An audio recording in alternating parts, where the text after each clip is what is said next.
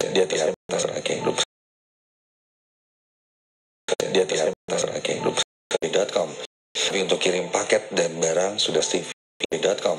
Tapi untuk kirim paket dan barang sudah Stevie. Kita bisa tahu di mana paket kita cepat sampai. Dan enaknya JNE, Kang. Ya kan?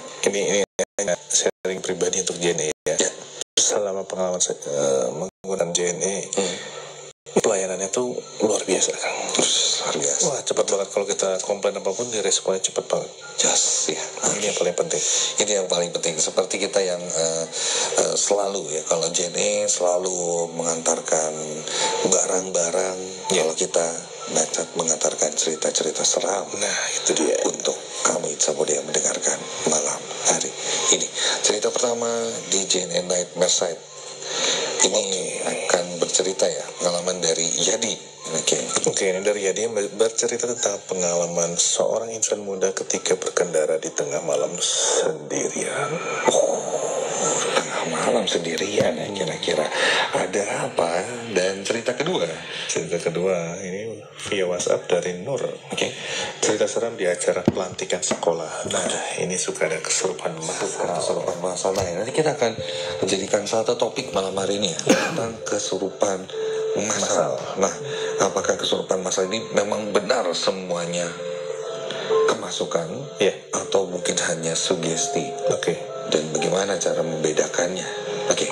Langsung nanti, jangan lupa ya. Habis dua cerita ini ya, cerita yang interaksi. Kita akan berinteraksi ke depan. Nanti kita akan cek dulu kondisinya. Setelah mendengarkan cerita pertama dan kedua di JNE Nightmare Site. Dan ingat, jangan pernah dengerin Nightmare Site ini sendirian.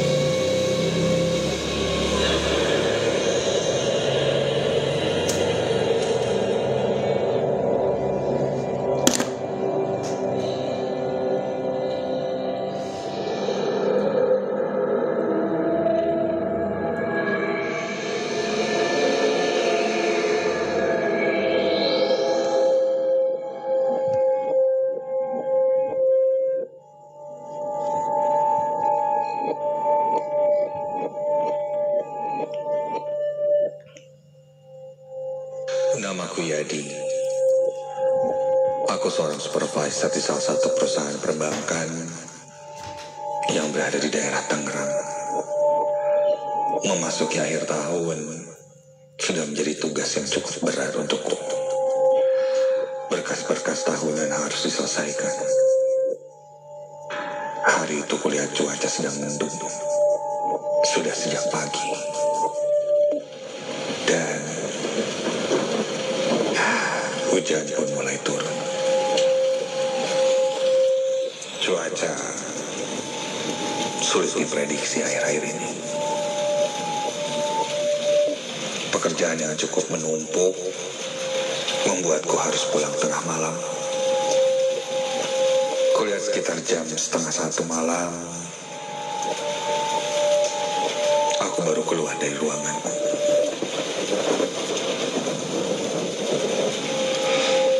Di kantor kulihat sudah tidak ada orang satupun, kecuali satpam. Aku berjalan menuju mesin absen untuk absen pulang. Rasa kantuk mulai menyerangku saat itu.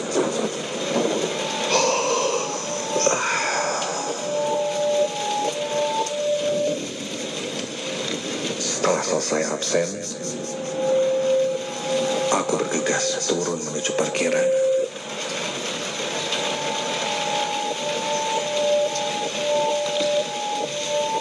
Aku kira hujan sudah reda. Namun ketika aku berjalan ke parkiran menuju mobilku,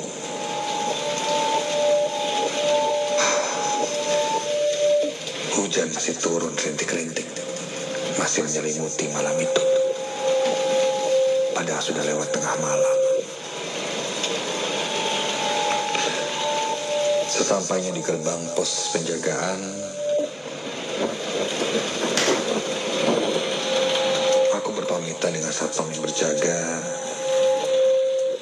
dan langsung beranjak pergi pulang.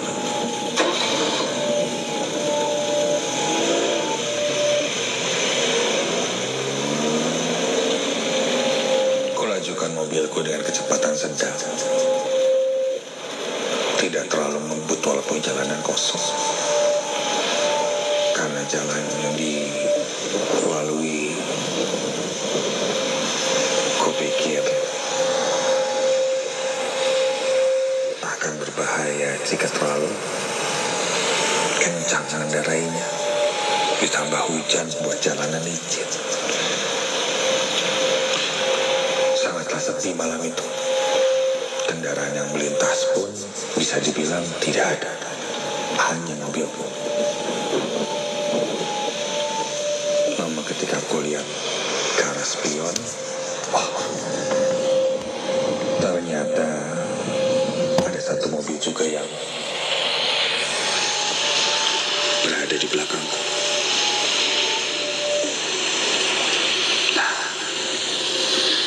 Ternyata tidak terlalu sepi. Tidak sendirian di jalan pulang itu. Sampai ketika aku mengarahkan pandanganku kembali ke depan dari spion, tiba-tiba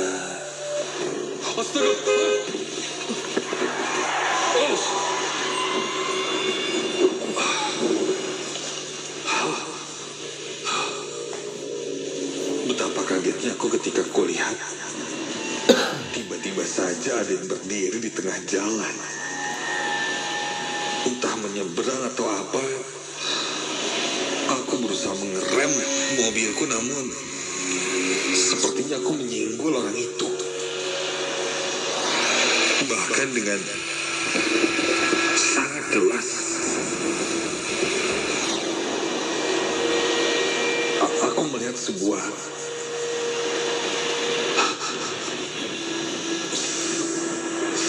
badan seseorang yang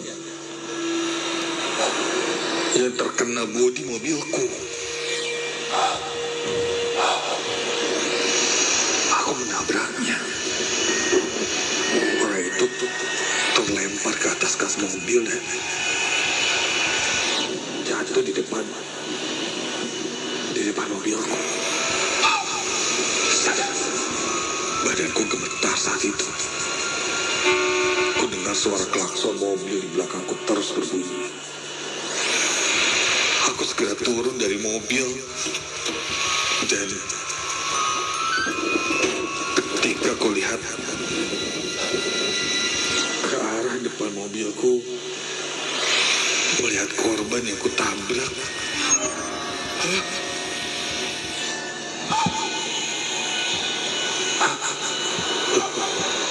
Kemana? Tidak ada siapa-siapa di depanku.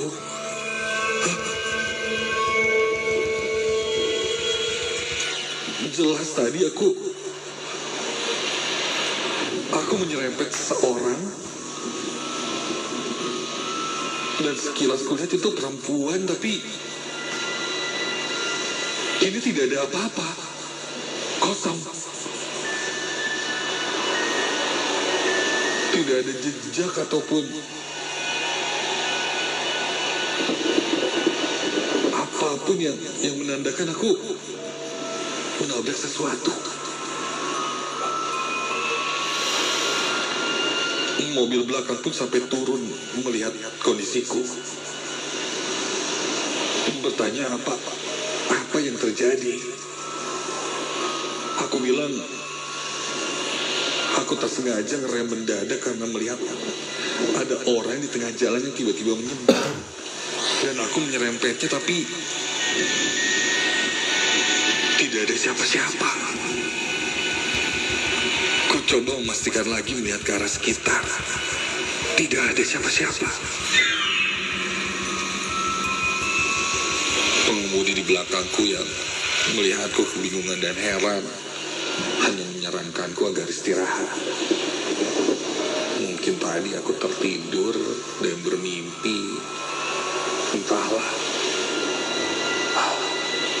Ya, mungkin juga. Mungkin tadi aku terlelap dan masuk ke alam mimpi lalu terjadi hal itu. Untunglah saat itu aku masih selamat dan tidak menyebabkan kecelakaan lain.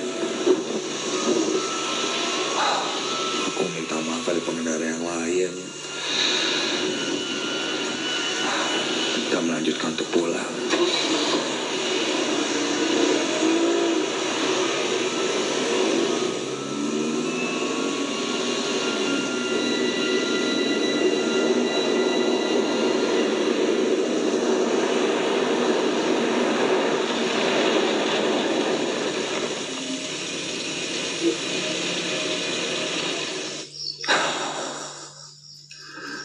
Sampai di rumah, aku terduduk diam. Seingatku aku tidak tertidur. Aku benar-benar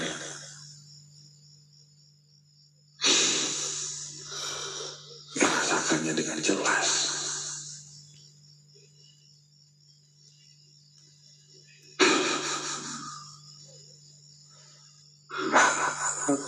Kejadian apa tadi? Masih di luar nalar pikiranku. Tapi mungkin pengendara yang tadi memberitahuku bahwa aku hanya kelelahan, mungkin ada benarnya. Aku pun memutuskan untuk segera tidur.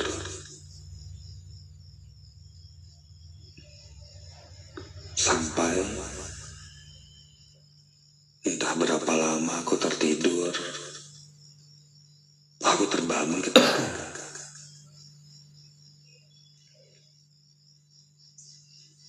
ada suara gaduh, seperti pintu yang dibuka tutup. Karena suaranya sangat mengganggu, aku terbangun. Rasa mencegah angin tidak mungkin. Pintu kamarku dibuka tutup seperti dimain-mainkan oleh seseorang.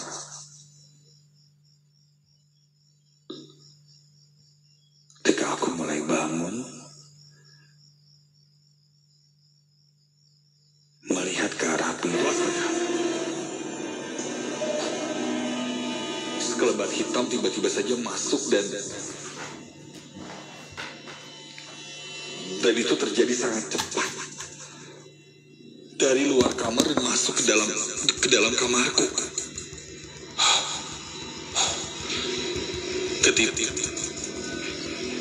Ketika sekelebat bayangan gelap itu masuk ke kamarku, secara bersamaan saat itu badanku tak bisa kugerakkan. Dan sosok itu kini terasa berada tepat di sebelah kiriku. Di dalam kegelapan kamarku, dari ujung mataku aku melihat sebuah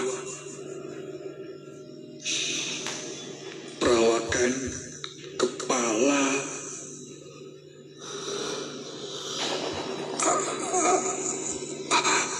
dan sebuah badan yang terlihat sedang duduk jongkok dan kedua lengannya memegangi lututnya. Tepat berada di sebelah tempat tidurku. Tempat tidurku bukanlah ranjang tapi hanya kasur yang langsung di lantai. Jadi sosok yang ada di sebelahku itu tepat jongkok dan kepalanya melihat ke arahku. diam, tak bisa bergerak. Dan dari ujung mataku bisa kulihat itu sosok perempuan, namun kulitnya serba hitam, seperti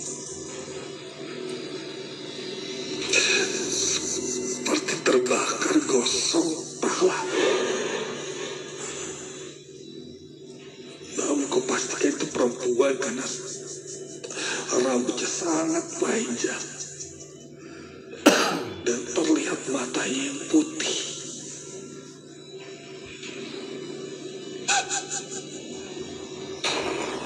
Dan sosok itu semakin membukukan badannya dan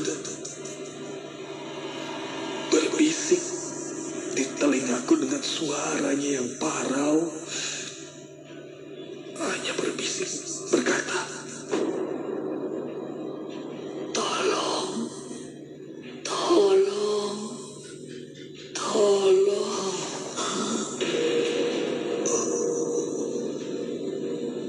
Ketika itu badanku sama sekali tak bisa kugerakkan. Rasanya seperti ketindihan atau mungkin erep-erep, tapi kondisiku dalam kondisi sadar. Sebisaku aku terus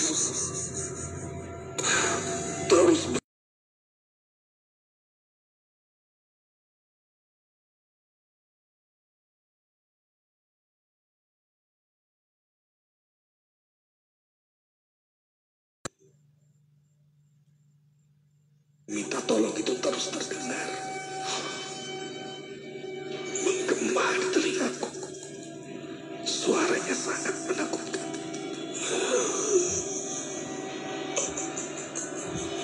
Bahkan untuk menengok ke arahnya pun aku tak bisa. Dari sudut mata saja sudah terlihat sangat jelas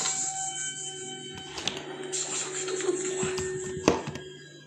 Dan kini tercium bau yang sangat menyengat. Bau anyir, amis.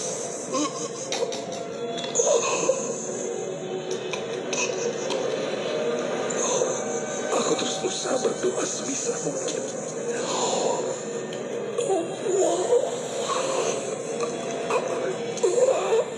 Sampai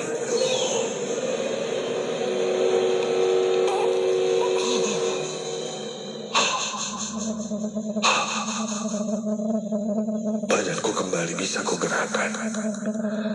Ketika itu samar terdengar suara azan awal di luar. Langsung kutengok ke arah kiriku. Tidak ada siapa-siapa.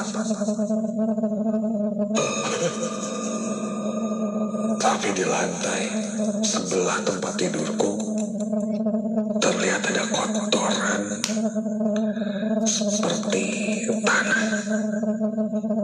Iya, tanah-tanah berserakan di sebelah tempat tidurku.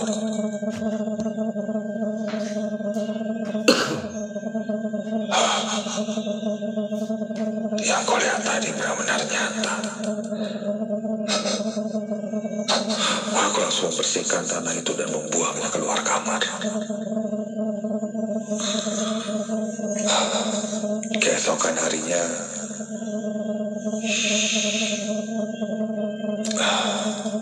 ketika di kantor, aku menceritakan kejadian yang kualami pada teman-temanku. Ketika itu temanku bertanya cukup detail, di mana lokasinya. Ku perkirakan dan ku beritahukan jalannya. Ternyata jalan itu memang cukup angker. Sering terjadi tabrakan di sana, hingga menewaskan korbannya. Bahkan kasus tabrak lari yang tidak tahu tahu siapa penabraknya pun pernah terjadi. Mungkin yang kulihat adalah salah satu entitas dari arwah-arwah penasaran yang ada di sana. Dan terjadi benturan energi ketika saat itu kondisiku sangat lemah dan lelah, di mana aku menjadi satu frekuensi dengan mereka dan sangat mudah untuk bersinggungan dengan mereka. Apapun itu, semoga tidak menghantuiku lagi. Dan aku mendoakan arwah-arwah yang ada di sana agar tenang. Hanya itu yang bisa kulakukan. Berdoa agar mereka tenang di sana.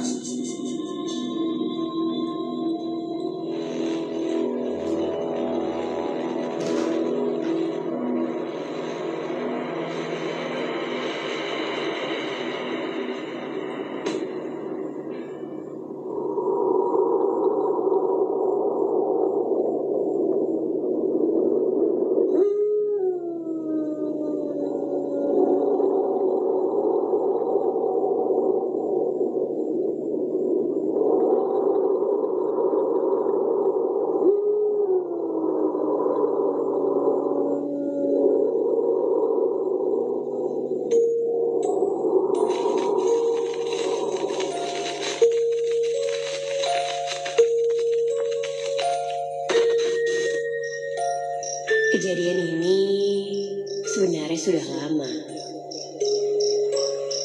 Ketika aku masih duduk di bangku SMA.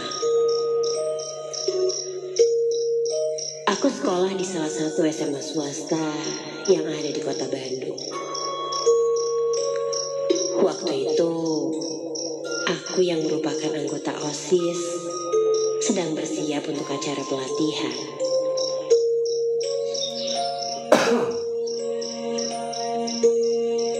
Bukan cuma dari OSIS saja, organisasi yang lain pun juga mengikuti acara ini.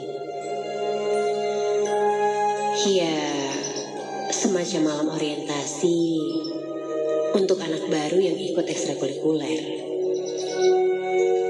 Acaranya diadakan di sekolah, menginap dari hari Sabtu pagi sampai Minggu sore. Acaranya pun dibuat per pos. Dimulai dari pos 1 di gerbang sekolah sampai pos 5 di lapangan.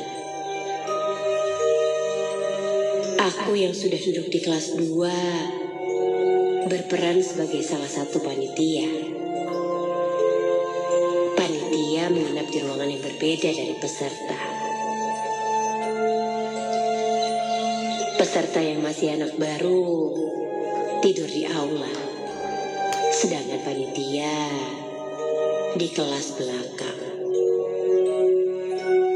Kelas belakang ini masih ruangan baru. Kami menyebutnya ruang laboratorium.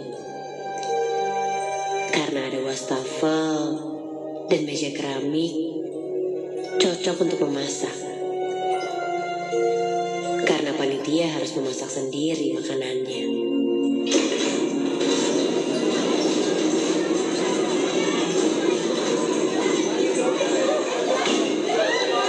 Hari Sabtu, sekolahnya setengah hari. Sebagian besar murid-murid sudah pulang. Sedangkan kami tetap tinggal di sekolah.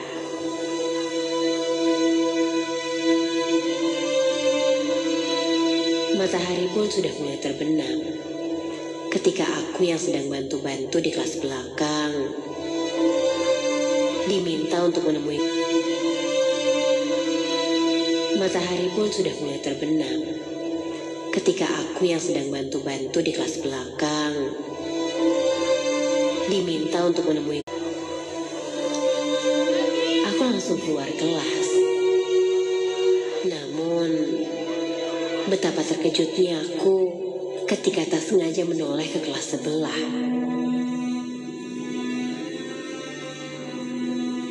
Lita, temanku terduduk di depan lantai kelas. Duduk sambil merangkul lututnya.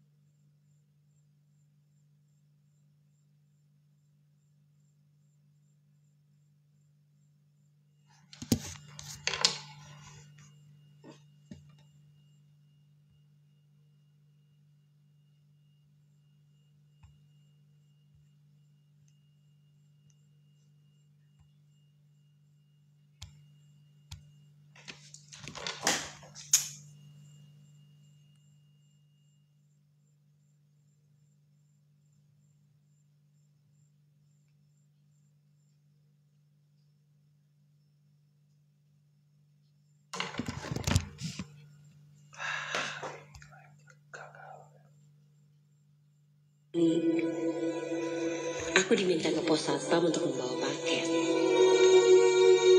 Biasanya di dekat pos banyak murid-murid yang sedang nongkrong. Jangankan malam minggu seperti ini, hampir setiap sore. Biasanya mereka memang suka duduk-duduk di situ. Saat aku jalan menuju arah pos satpam, di sana ada Lita. Aku bertanya padanya, kenapa dia ada di sini? Ketika aku bilang aku melihatnya di kelas belakang, dia tertawa mengejek sambil berkata, mungkin aku salah orang.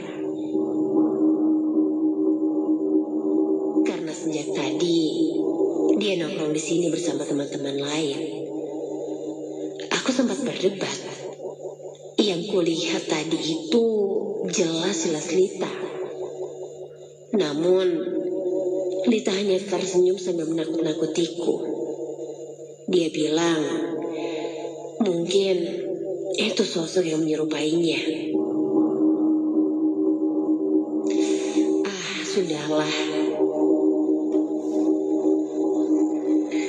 Singkat cerita, hari berganti gelap.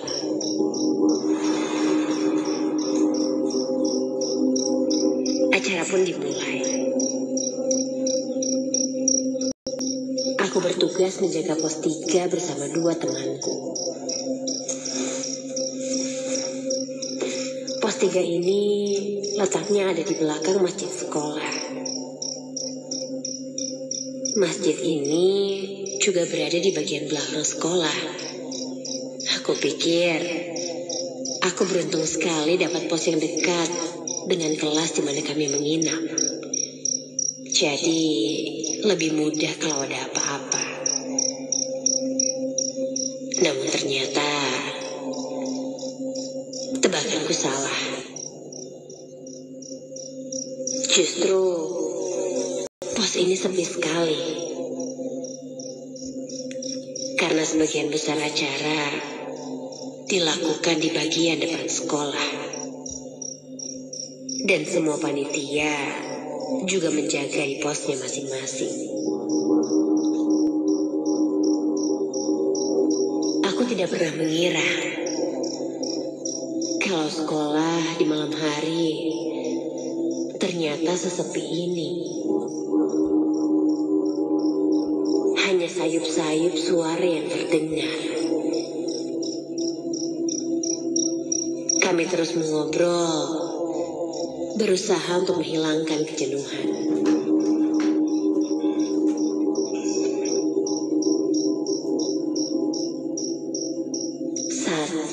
satu tim pun datang.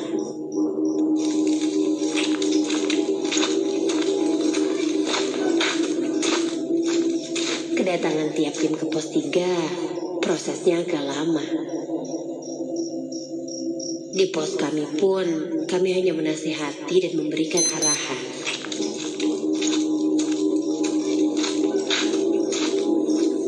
Aku yang mulai mengantuk, memutuskan untuk mencuci muka di kamar mandi depan masjid. Temanku menawarkan untuk menemaniku, tapi aku tolak karena kasihan jika hanya sendiri yang berjaga di pos. Lalu aku pun pergi sendiri ke kamar mandi.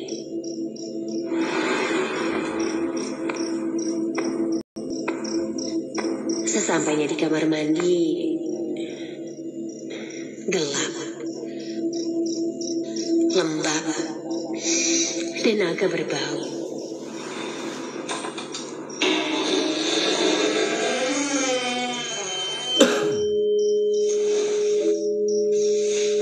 Masjid ini memiliki banyak jendela besar. Jendela kaca yang seukuran pintu. Di sana kita bisa melihat jelas siapa yang ada di dalam masjid. Baru saja aku menyalakan keran, terdengar suara anak kecil tertawa. Langsung aku matikan keranku. Lalu aku menoleh ke belakang. Anak kecil di sini jam segini. Apa mungkin itu suara teman-temanku? Tapi suaranya berbeda. Mungkin suara anak kecil yang rumahnya ada di belakang sekolah kali ya. Di belakang sekolahku ini memang ada rumah warga. Jadi aku kembali menghiraukan. Setelah selesai mencuci muka, aku menghadap masjid. Di situ, kulihat ada sesuatu. Di dalam masjid, ada sesuatu yang besar, hitam, seperti bayangan atau sekumpulan asap tebal yang tidak bisa kudeskripsikan.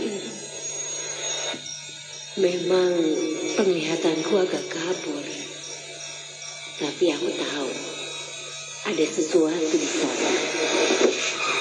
Aku terdiam mengulurkan dahi.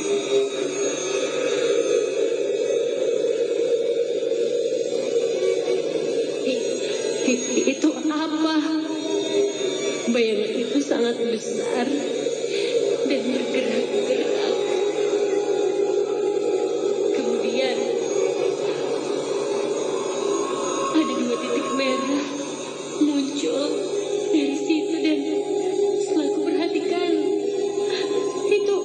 itu seperti mata.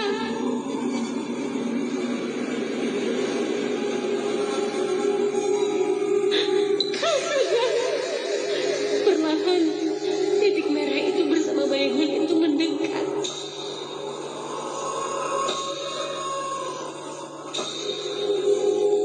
Aku terpaku di situ. Aku ingin teriak, tapi aku tidak bisa. Aku benar-benar terpaku. Aku merasakan tubuhku mulai berkeringat dingin. Tapi aku benar-benar tidak bisa bergerak. Perlahan bayangan itu berubah menjadi sosok perempuan tua yang menggunakan kebaya. Itu nenek-nenek.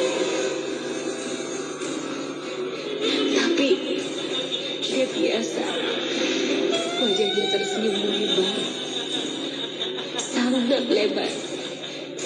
Dia berjalan terus bergerak ke arahku.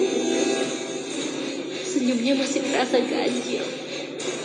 Semakin dekat, hingga terdengar suara seperti erangan keluar dari mulutnya. Suara erangan lirih yang entah apa. Dia melayang ke atas belakangku.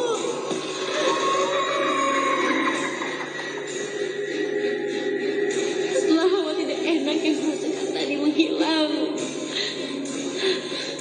aku terjatuh lemas.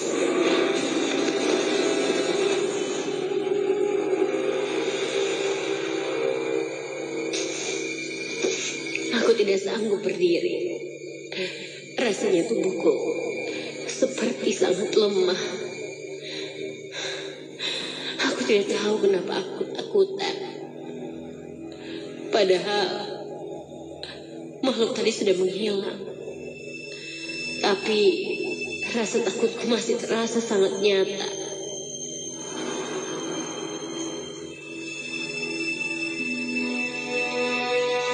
Selesai menenangkan diri, aku kembali ke teman-temanku. Mereka bertanya, kenapa wajahku pucat? Aku hanya menjawab, aku tidak apa-apa. Aku masih merasa makhluk tadi masih di sekitar sini. Jadi, aku tidak berani menjawab. Kulihat di posku kini sangat sepi sekali. Aku bertanya, kemana tim yang lain? Salah satu temanku pun berkata, katanya ada peserta yang kesurupan. Jadi acara diberhentikan sementara. Aku kaget, tapi aku masih diam. Aku masih belum berani menceritakan apa yang kulihat tadi. Aku juga takut kalau aku cerita akan membuat peserta lain ketakutan, yang nantinya hanya akan memperkeruh keadaan. Karena ada kesurupan dan banyak peserta yang sakit, kami semua dikumpulkan di lapangan, diberi pengarahan, lalu langsung diminta untuk segera tidur.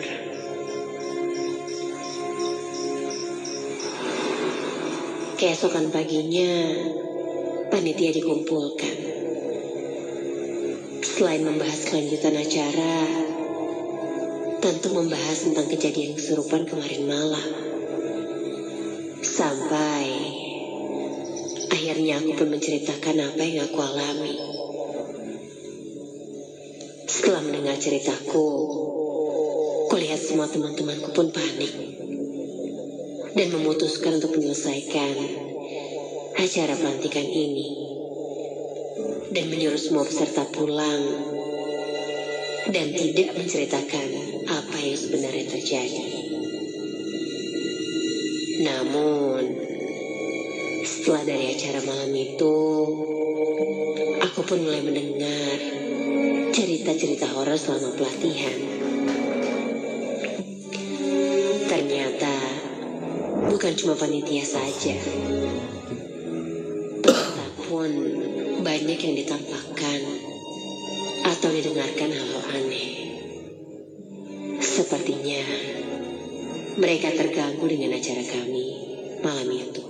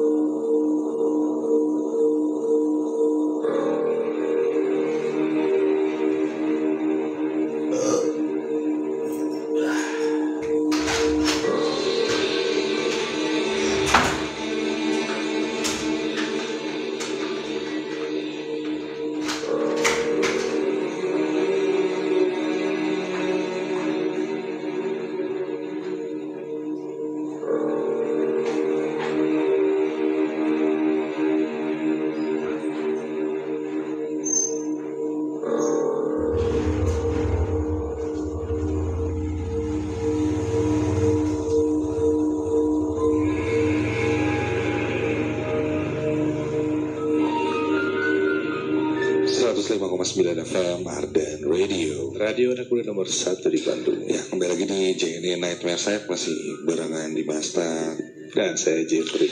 Dua cerita baru saja didengarkan malam hari ini ya. Ya.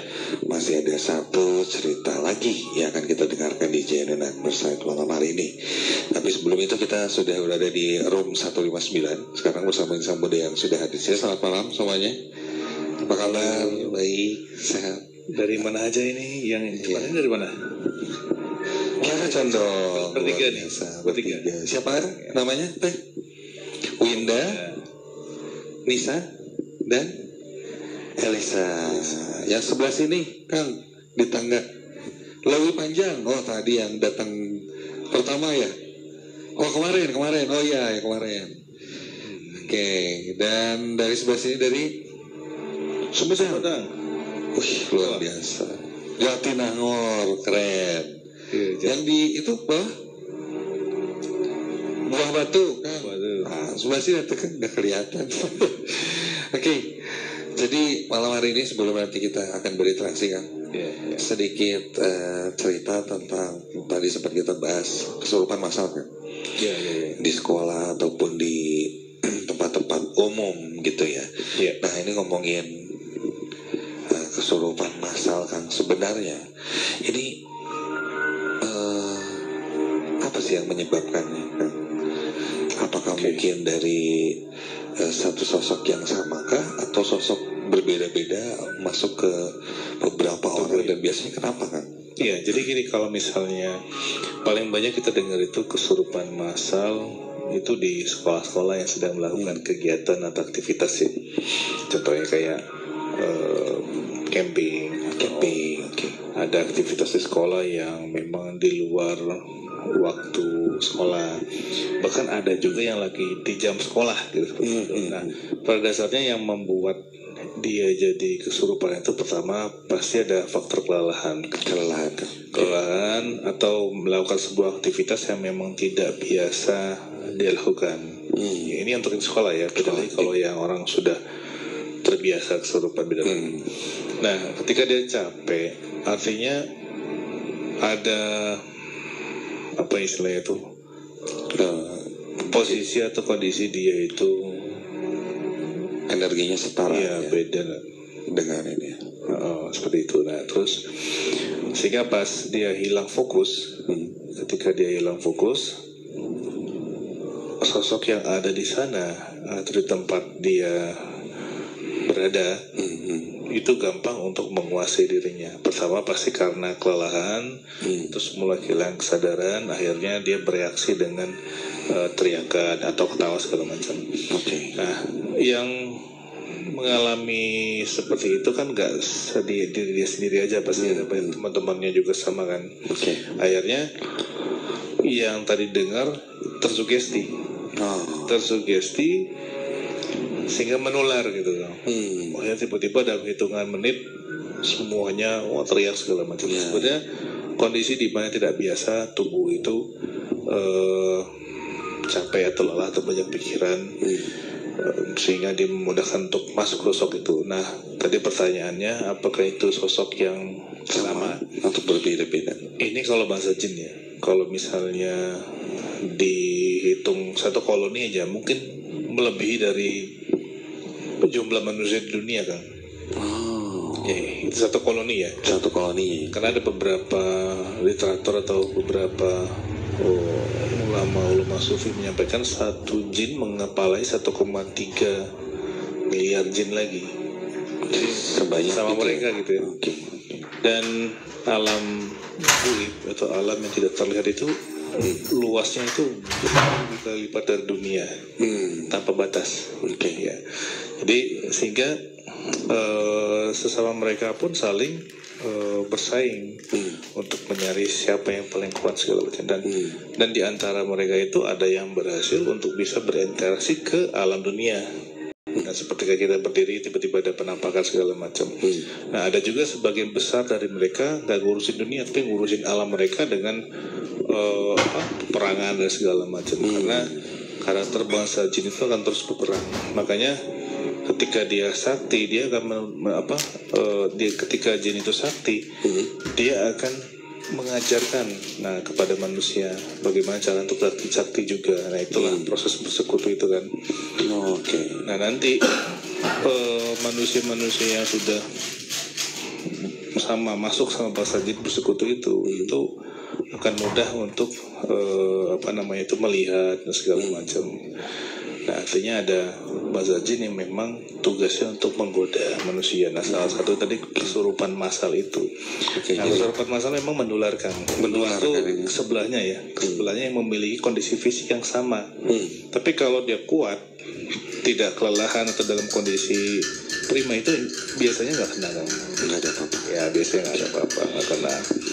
Nah kondisinya malam hari ini yang di room 159 atau yang lagi di rumah dalam kondisi yang prima kah, sehat gitu, atau ada yang sedang kelelahan? Karena malam hari ini saya memberikan kesempatan ya sama Kang Jeff ya, siapa yang mau atau berani mencoba untuk berdiam di salah satu spot yang kita tawarkan, siapa tahu ingin menguji keberaniannya, menguji nyalinya ya, satu orang. Nanti kita akan bekali kamera untuk berdiam ya beberapa menit saja di sana. Ya 5 menit lah. Iya boleh 5 menit aja. Jadi ceritanya pas saya masuk tadi betul di awal. Di awal itu saya ngeliat ada satu sosok perempuan yang duduk di atas truk yang biasa kita pakai untuk siaran. Di mana gitu ya. Sekarang lagi di garasi. Jadi pas saya masuk, terus saya lihat ada yang duduk dengan kondisi yang memang putih semua badannya, masih utuh sih, ada tangan, organ tubuhnya masih utuh lah, bagian-bagian tubuhnya ya. Terus matanya melihat ke arah depan, jadi saya lewat pun dia nggak ngeliat ke arah saya. Nah ini menarik karena pas kita cek ke lokasi itu, si hawa atau energi sosok tersebut masih ada di sana. Masih ada ya. Nah cuman ini bagi siapa saja yang berminat ya. Cuma misalnya nggak ada, berpotensi bakal saya ini gampang masukkan, lebih baik jangan. Oke, kita tahu ada yang mau berani coba di sini. Kalau misalnya melihat atau merasakan ya itu rezekinya. Kalau enggak ya mungkin belum rezekinya. Iya, seperti itu. Siapa tahu ada yang mau mencoba, perempuan atau mau lebih rapat lagi nih yang jauh-jauh duduknya lebih dekat. Ini jauh-jauh di Jatinangor, wah masa nggak dapat oleh-oleh ini. Ada di garasi di belakang. Sendiri. Kang mau? Oke, siap. Sekarang jam 18, masih bisa ya. Namanya siapa Kang? Kang Weda, oke. Kang Weda, nanti kita akan kasih penerangannya lampu, dan kita akan live di TikTok nih, Insan Muda ya. Jadi Kang Weda nanti lihat aja gitu, pegang ini saya lagi di sini, boleh sambil ngomong. Ini lokasi yang tadi diminta sama Bang Jeff sama Dimasta di sini. Nanti dianterin sama tim kita. Kang Jeff mau nganter? Iya, boleh. Oke. Jadi kita akan lanjut di live di TikToknya Ardan Radio. Boleh sambil lihat dulu. Kita kasih waktu mungkin sebelum ke cerita terakhir ya Kang ya. Ya boleh, silakan. Nah, jadi insya Allah Kang Jeff dan tadi Weda ya, salah satu insan muda yang ingin mencoba di lokasinya ada di pojok garasi. Nah di garasi Ardan ini ada satu mobil yang cukup besar ya, semacam gandengan truk lah, biasanya kita sebutnya karavan, yang biasa dipakai untuk siaran, dan di situ juga ada OP van-nya Ardan. Nah banyak sekali cerita-cerita sebenarnya di area sebelah sana ya. Salah satunya kalau Satpam Pak Agus ya yang ada di Ardan pernah melihat sosok pocong di sana. Dan kalau tadi Bang Jeff disambut sama sosok perempuan yang cukup misterius ya, makanya agak penasaran. Ada satu lagi juga, ada sosok yang cukup legend di Ardan ini, ada anak kecil. Sebenarnya bentuknya kayak anak kecil tapi sebenarnya dia bangsanya masih bahasa jin gitu. Jadi bukan tuyul atau budak hidung gitu ya. Jadi perawakannya kayak kecil, jalannya merangkak gitu. Nah, suatu waktu ada kejadian di parkiran mobil. Saat salah satu penyiar siaran malam pas mau pulang, nah dia ngelihat banyak telapak tangan anak kecil tuh di kaca depan mobil, tok banyak gitu. Wah, awalnya dia pikir kan kayak, duh ini orang iseng banget nempelin tangan di kaca.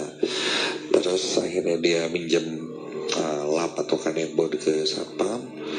Karena saking banyaknya telapak tangan itu, dia lap lah si telapak tangannya, dilap. Ternyata telapak tangannya nggak hilang, dan itu ternyata dari dalam. Oke, ini insan muda ya.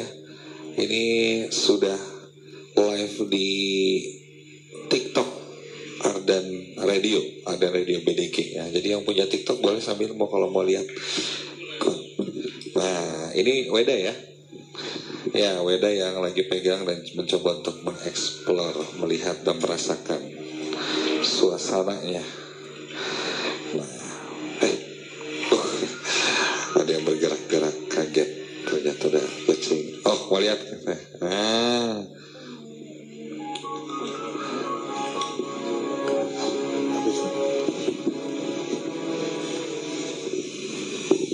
ya, tiba-tiba ke pause. Semuanya sudah buka ini ya, TikToknya Ardan ya. Ini baru datang ya?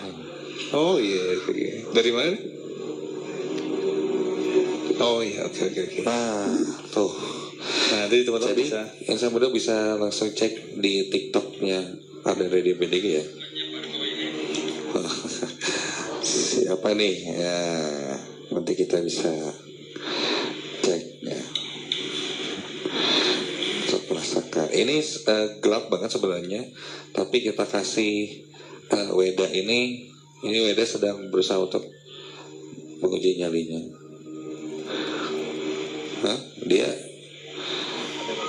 ada yang ucap salam atau mungkin memang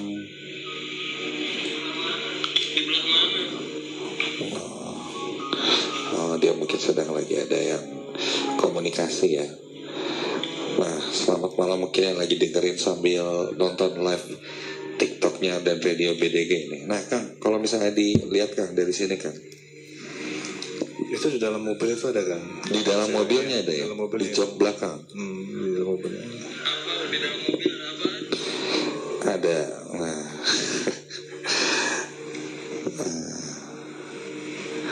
Coba kita cek.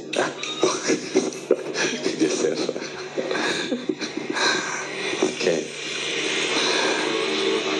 Toong katanya.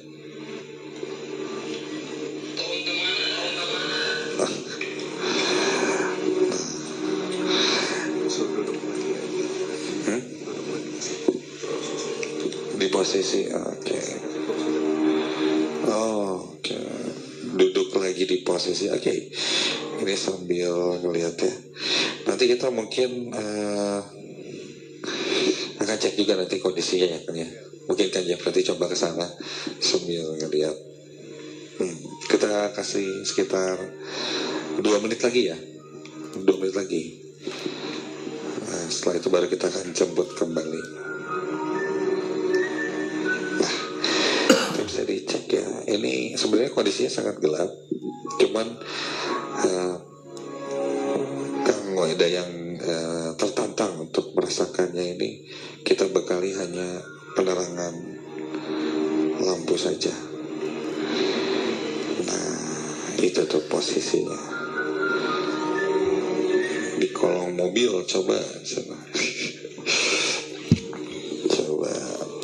mobil tukang Kang eta di juru. Waduh, sudah banyak yang berkomentar ya.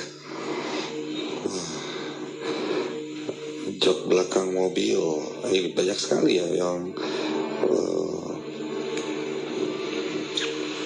oke. Oke, 1 menit lagi kita kasih waktu ya. Berarti nanti Kang Jeff jemput, nanti boleh ditanya-tanya di situ ya Kang Jeff ya.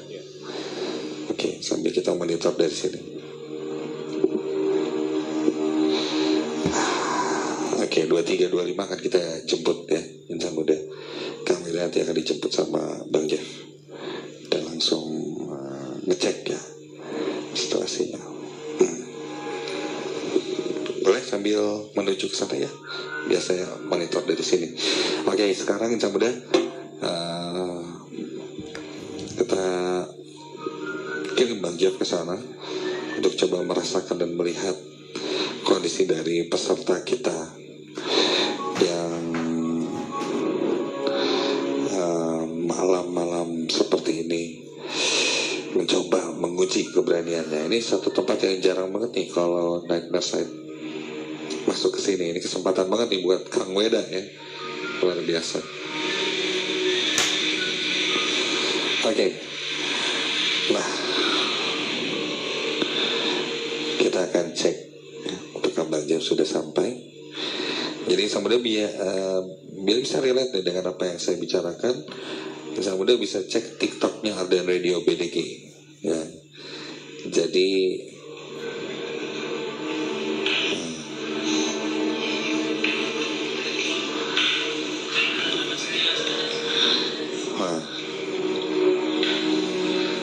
dia katanya melihat sekilas di pojok ya.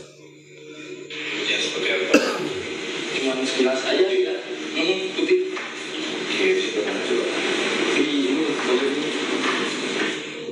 Jadi Weda ini melihat sekilas putih di pojok ya. Makanya dari tadi bolak-balik aja terus di situ. Tapi pas dia itu seperti kain. Kayak bayangan gitu. Itu yang dilihat tadi. Sosok perempuan di atas terus. Oh yang darat ya, ini memang area juga.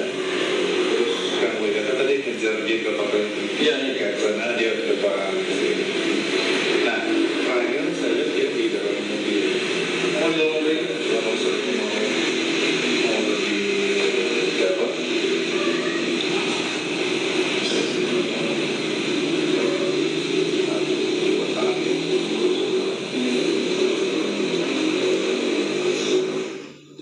Jadi dari peserta yang sedang mengikuti ngetes keberaniannya ini, dia merasakan ada sesuatu ya yang bolak-balik melintas di ujung sana, sekelebat-sekelebat putih. Dan sekarang sedang Bang Jeff coba untuk membuka sedikit, mungkin memperjelas apa yang dia ingin lihat di TikTok ada Radio BDG. Kau bisa lihat insya muda. Oke, sambil ini berjalan kita akan dengarkan cerita ketiga di JNE Nightmare Side malam hari ini insya muda. Selamat mendengarkan cerita ketiga di JNE Nightmare Side malam hari ini. Dan ingat, jangan pernah dengerin JNE Nightmare Side ini sendirian.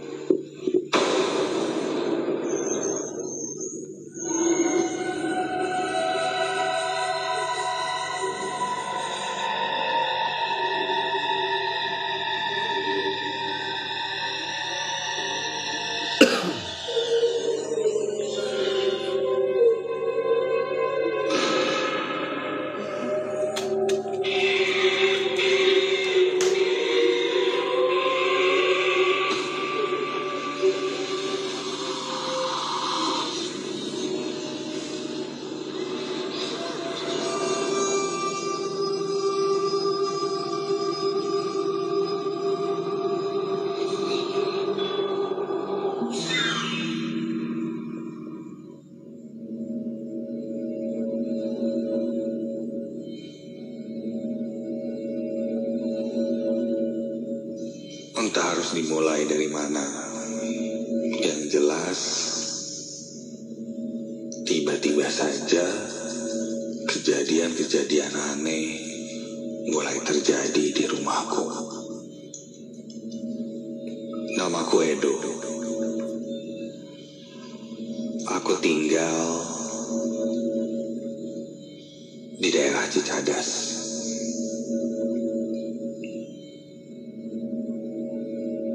Sudah sejak kecil aku tinggal di sana. Tapi entahlah, kejadian-kejadian aneh ini mulai terjadi di umurku yang ke-21. Saat itu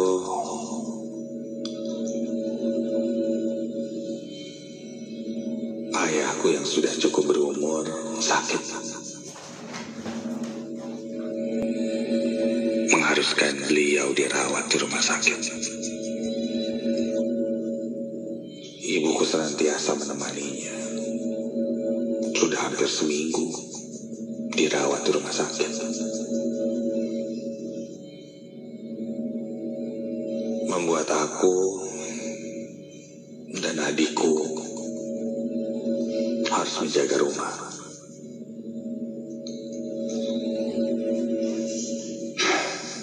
Sehari-hari di rumah. Mungkin aku pergi keluar untuk cari makan, dan adikku pergi ke sekolah. Tapi memang aku sendiri lebih banyak menghabiskan waktu di rumah. Aku seorang freelancer desain,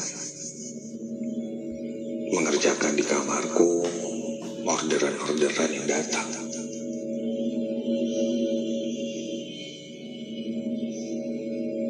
Hingga hari itu pun terjadi. Hal pertama yang menjadi gangguan di rumahku itu adalah ketika hari Senin. Kondisi rumah saat itu hanya aku berdua dan adikku. Sekitar jam 8 malam, tiba-tiba tercium bau bangkai di rumah. Sangat menyengat. Awalnya tercium dari kamarku, seperti bau bangkai tikus yang sangat khas.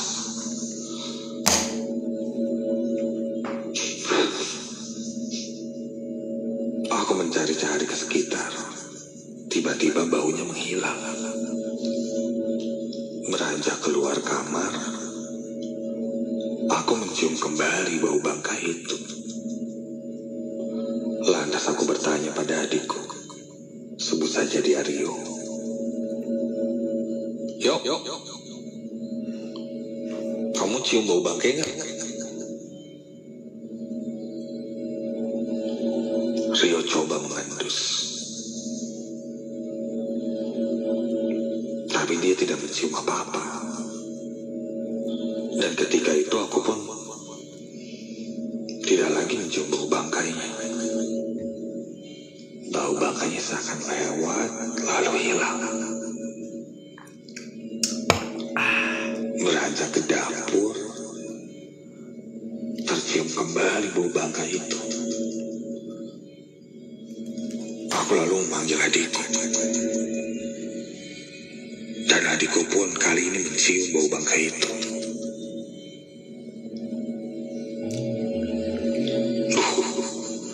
Ini bangkai tikus di mana ya? Baunya kok pindah-pindah. Jika itu bangkai, seharusnya baunya bersumber dari satu tempat. Tapi ini tidak. Aneh.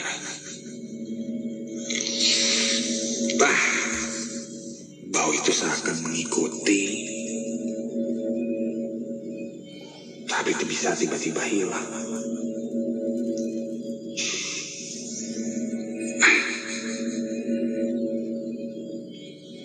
Sudahlah, dicari pun tidak akan ketemu sepertinya.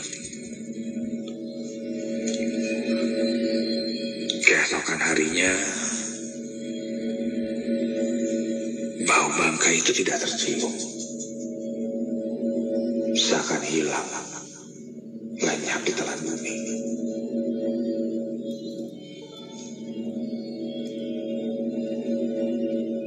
hari kemudian, di malam Jumat, terjadi kejadian aneh lagi.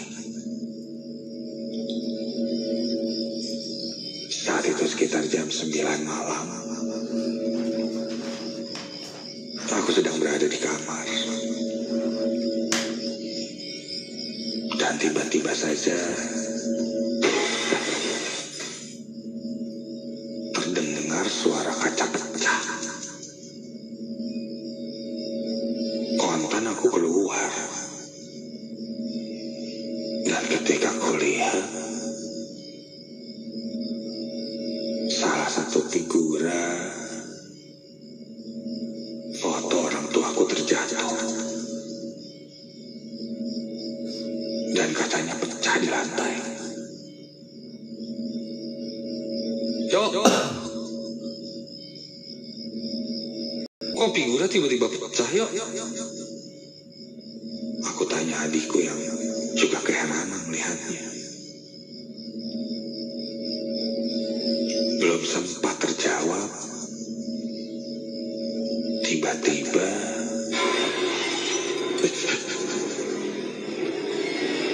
terdengar lagi suara pecahan. Kali ini dari arah ruangan yang lain.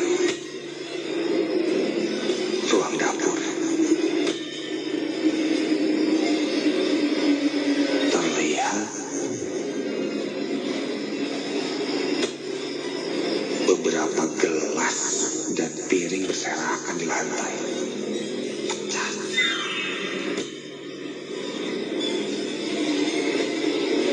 Piring yang seharusnya berada di rak piring tiba-tiba saja berserakan di lantai. Tidak masuk akal. Aku saling bertatapan dengan Rio.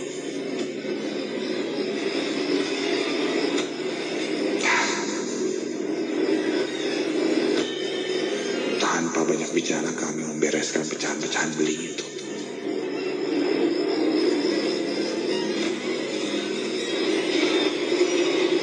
Aneh.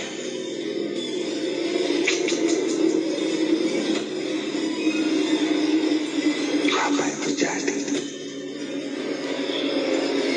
Melihat figura orang tuaku terjatuh di lantai, aku langsung menelpon mereka.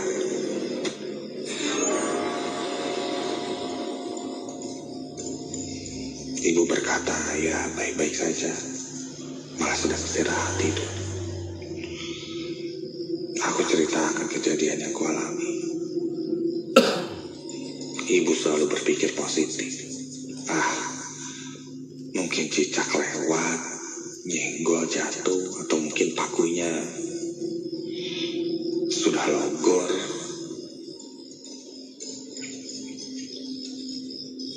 Tapi nyatanya tidak. Pakunya masih menempel sangat kuat. Figura foto itu seakan-akan dilemparkan. Karena posisi figura dan tempatnya terjatuh itu sangat jauh.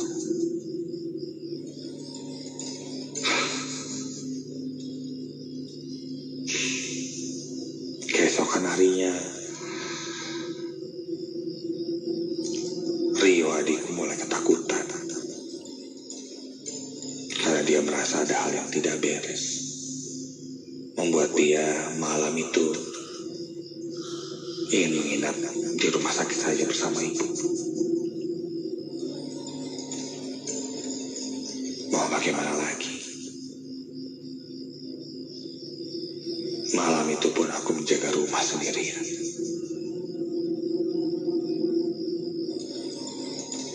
Jam 9 malam, aku berada di ruang tengah menonton TV. Kunyalakan volume TV-nya tidak terlalu besar, mengantisipasi ada kejadian aneh lagi.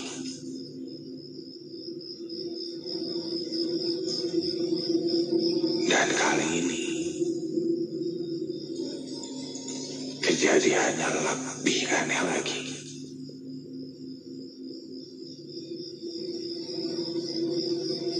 Di dekat ruang tamu ada kamar ayah dan ibu. Kondisi kamarnya tertutup. Dan dari dalam kamar itu aku mendengar ada yang sedang mengobrol.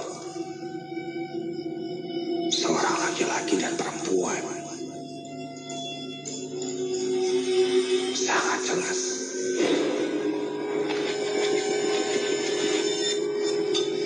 Laki-laki dan perempuan itu mengobrol entah membahas apa. Sesekali orang itu terbatuk, tertawa, dan yang paling mengejutkan, suara yang kudengar itu adalah suara ayah dan ibuku yang jelas tidak ada di dalam kamar itu.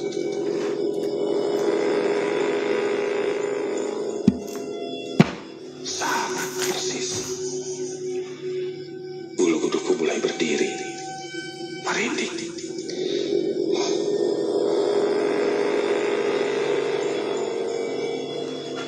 Timbul pertanyaan-pertanyaan dalam benakku, apakah aku harus membuka pintu dan melihatnya atau biarkan saja. Penasaran, aku pun memberanikan diri untuk membuka pintu itu. Suara obrolannya semakin dekat, semakin terdengar jelas. Suara ayah dan ibuku di dalam kamar ini.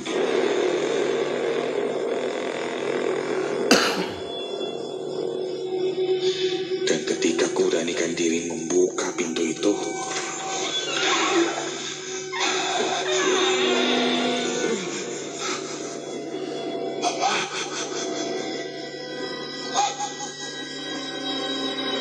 kondisi kamarnya gelap, kosong. Ku nyalakan lampunya, tidak ada siapa-siapa. Iyalah, mana mungkin ada orang. Ayah ibuku ada di rumah sakit. Aku masih melihat ke sekitar kamar sampai terdengar suara panci berjatuhan dari dapur. Aku langsung berlari ke arah dapur dan benar saja, benda-benda dan alat-alat di dapur berjatuhan ke lantai. Jujur perasaanku saat itu antara takut dan kesal. Akhirnya aku pun memberanikan diri. Di tengah rumah, melihat ke arah sekitar, aku memberanikan diri membuka diriku untuk berdialog dengan mereka. Karena aku yakin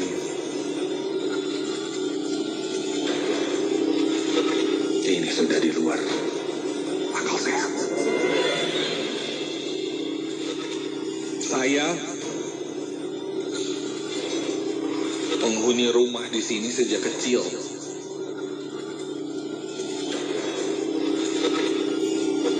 Dan saya tidak pernah mengalami kejadian-kejadian aneh.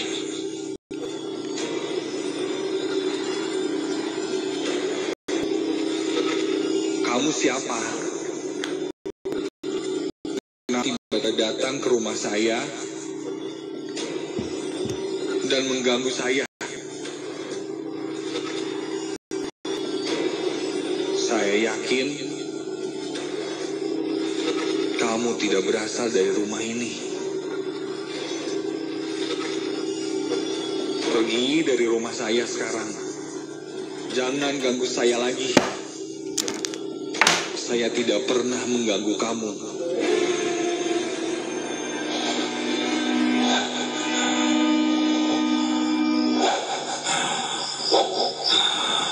Setelah aku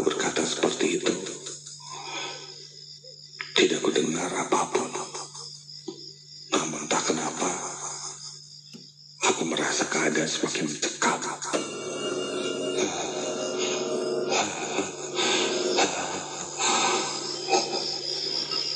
Sampai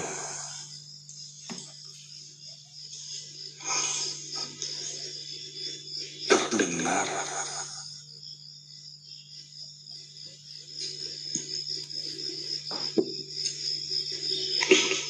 sebuah suara bisikan di telingaku, meskipun sosoknya tak terlihat. Namun suara itu sangat jelas menggema di telingaku. Berkata,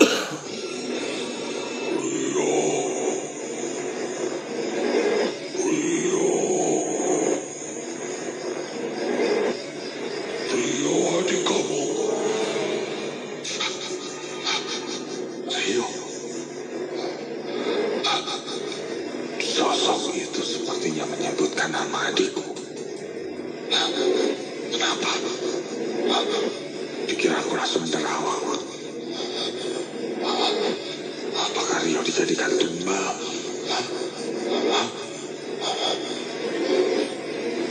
Kenapa? Adik saya kenapa?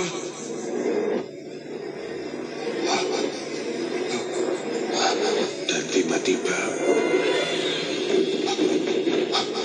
terdengar suara yang sangat berisik dan gaduh dari kamar Rio, adikku.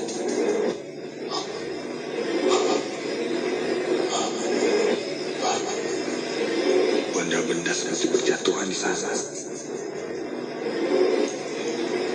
Aku pun langsung beranjak ke kamar Rio, dan ketika ku buka pintunya, kamar Rio sudah dalam kondisi berantakan. Dan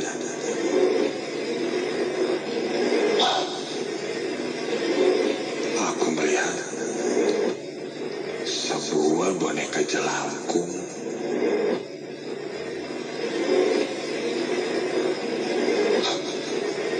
tegak berdiri di tengah tempat tidur. Boneka jelangkung dari gayung batu kelapa yang diberi ikatan lain menyerupai tangan dan diberi kain putih. Ketika aku beranjak masuk,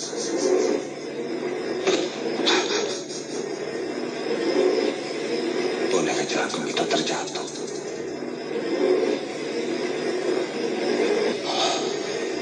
Rio.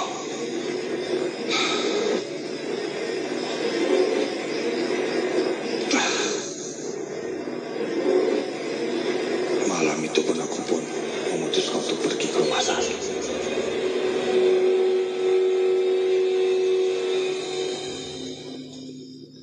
Dan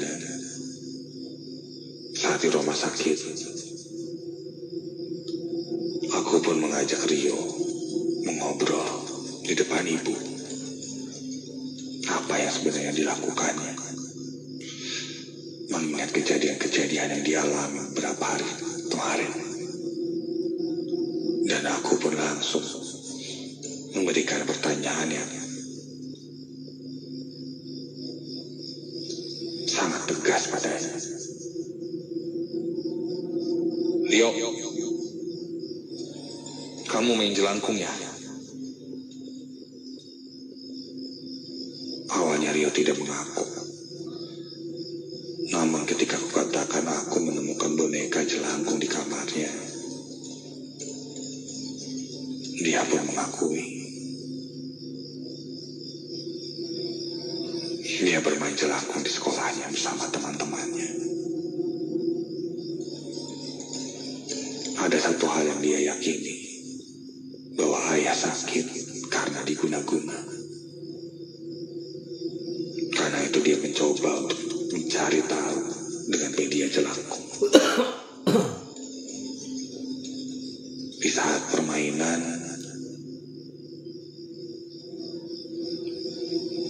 boneka itu bergerak dengan sendirinya. Dan ketika Seketika itu, adikku melihat satu sosok besar dengan mata yang sangat merah. Membuatnya dia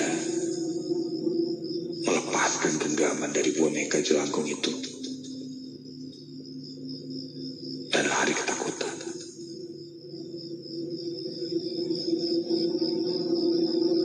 Teman-temannya lalu menyusulnya.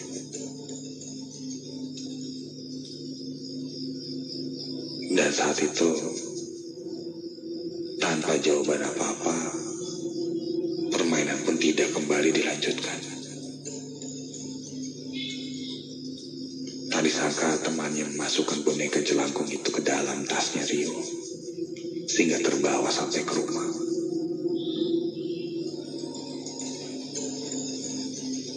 Dan hari itu adalah hari Senin, tepat di mana awal mula kejadian-kejadian aneh ini berlangsung.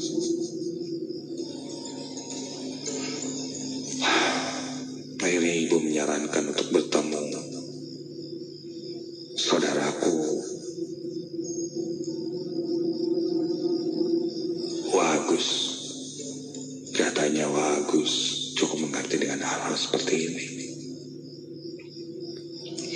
Minta dibersihkan dan diusir sosoknya yang ikut ke rumah. Singkat cerita, Wagus pun membereskan semuanya.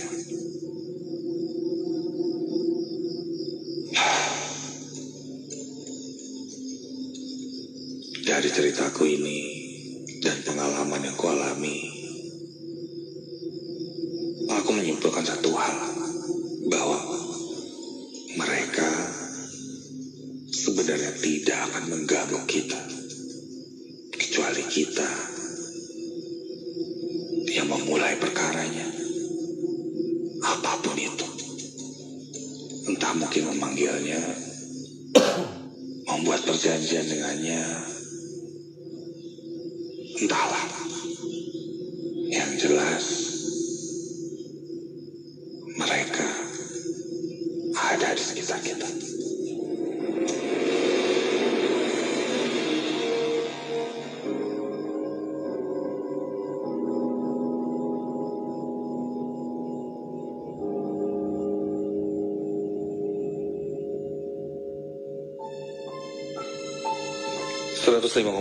FM Ardan Radio, Radio anak muda nomor 1 di Bandung. Yes, Insan Muda itu tadi cerita terakhir di JNE Nightmare Side malam hari